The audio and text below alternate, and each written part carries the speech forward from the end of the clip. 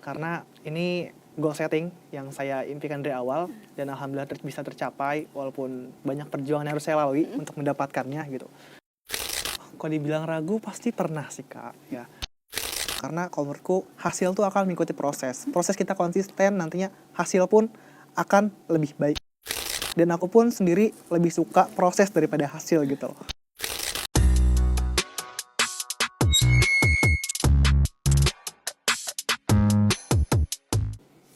Halo teman-teman semua, selamat datang kembali di Psychology Talk.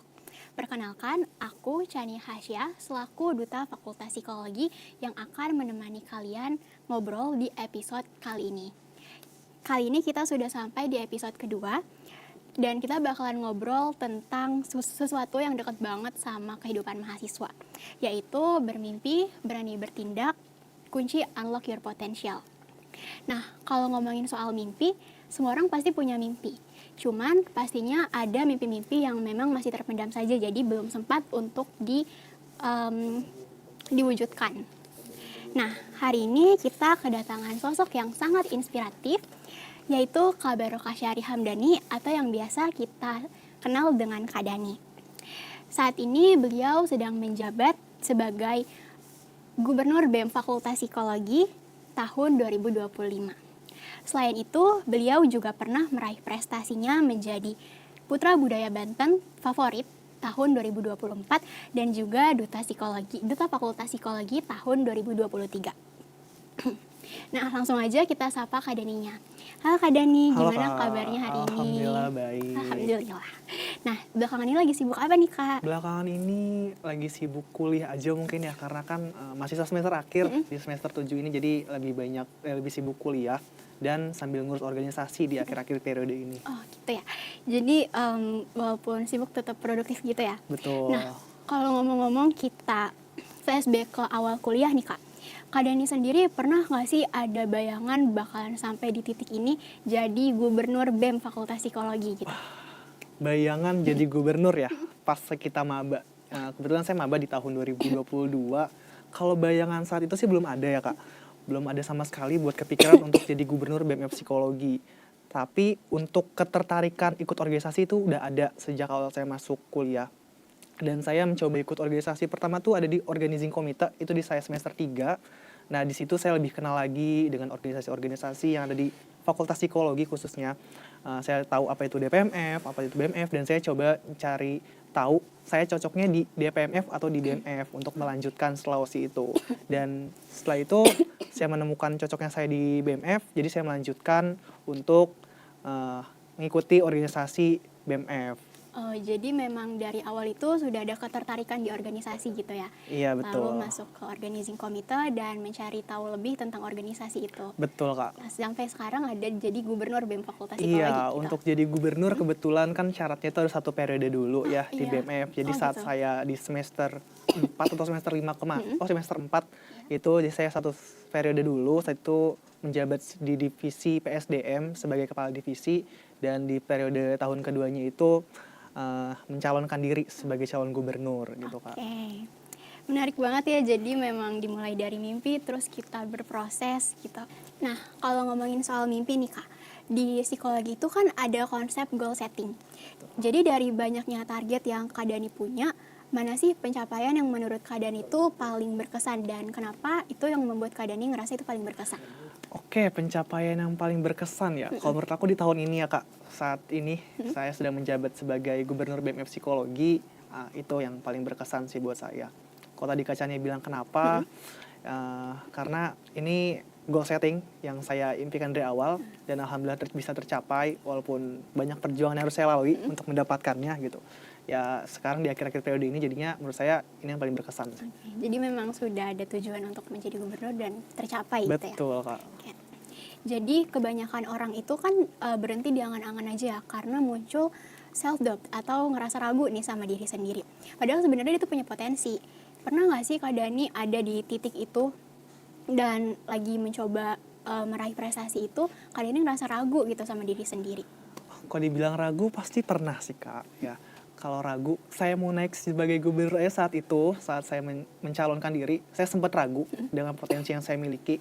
Saya bisa nggak ya nanti setahun ke depan untuk mengemban amanah besar ini gitu. Kayak saya sempat ragu, saya sempat ingin mundur awalnya.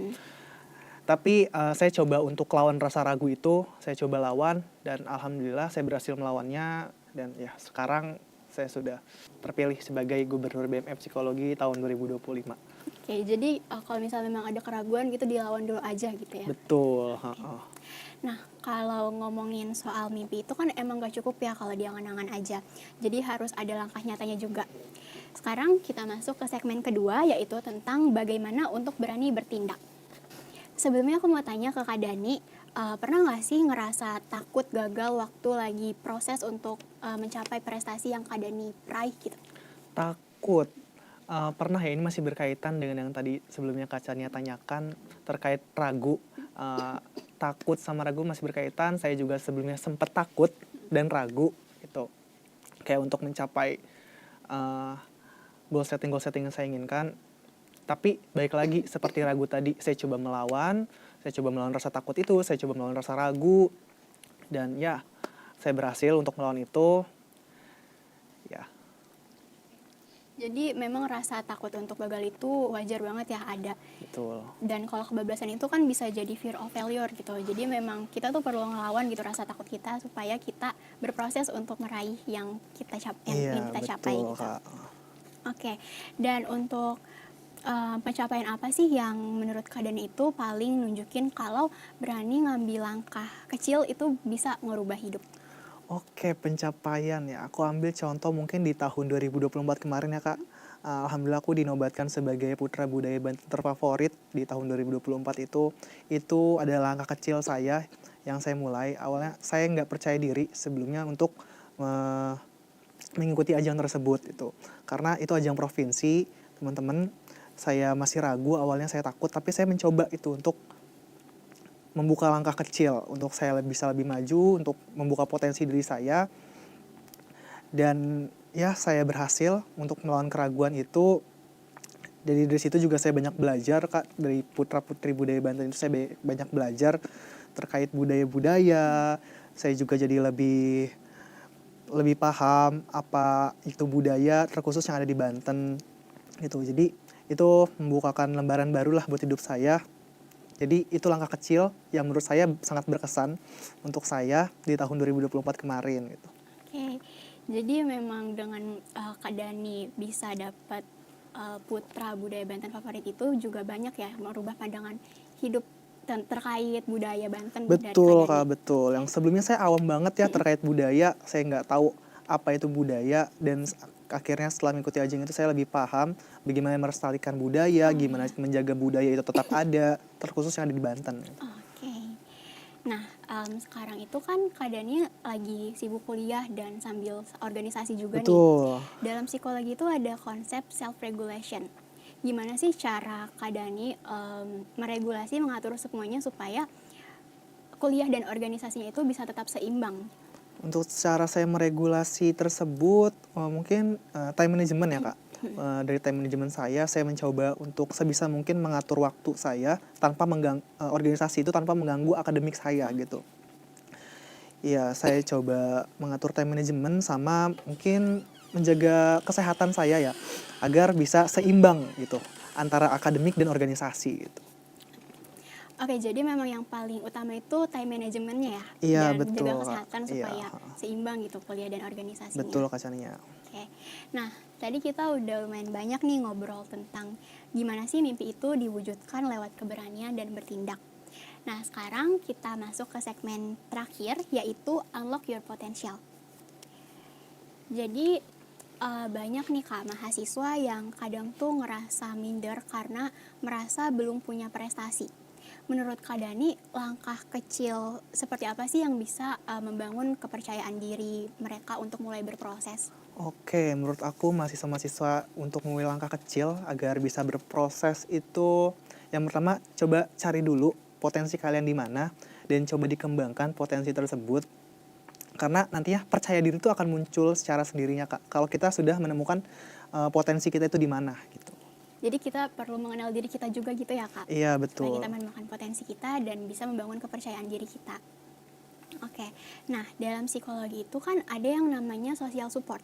menurut Kak Dani, seberapa penting sih dukungan dari lingkungan sekitar yang bisa ngebantu kita untuk mencapai prestasi? Dukungan dari lingkungan sekitar menurut aku sangat amat penting ya Kak. Terutama dukungan dari keluarga itu sangat penting membuat kita meraih prestasi kita, dan lingkungan dari teman-teman yang positif juga itu sangat amat penting, karena teman-teman yang positif itu pasti akan mensupport apapun kegiatan positif yang kita lakukan.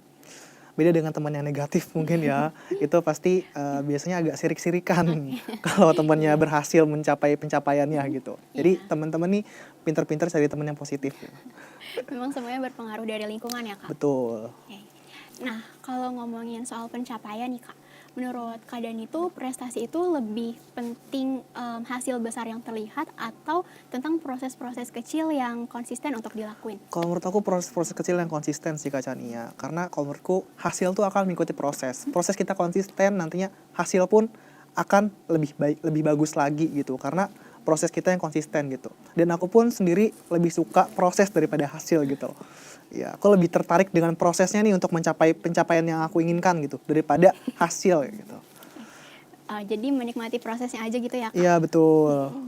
Oke. Nah, nggak kerasa ya. Jadi obrolan kita itu udah sampai di penghujung episode hari ini. Banyak banget nih insight yang bisa kita ambil dari ngobrol bareng sama Kak Dani. Dari mulai gimana cara berani bermimpi, berani bertindak, sampai gimana membuka potensi diri kita masing-masing. Jadi sebelum obrolan pada hari ini berakhir nih Kak, aku mau minta satu pesan dong, satu kalimat untuk pesan semangat untuk teman-teman di luar sana yang lagi bingung dan masih takut buat mencapai prestasinya.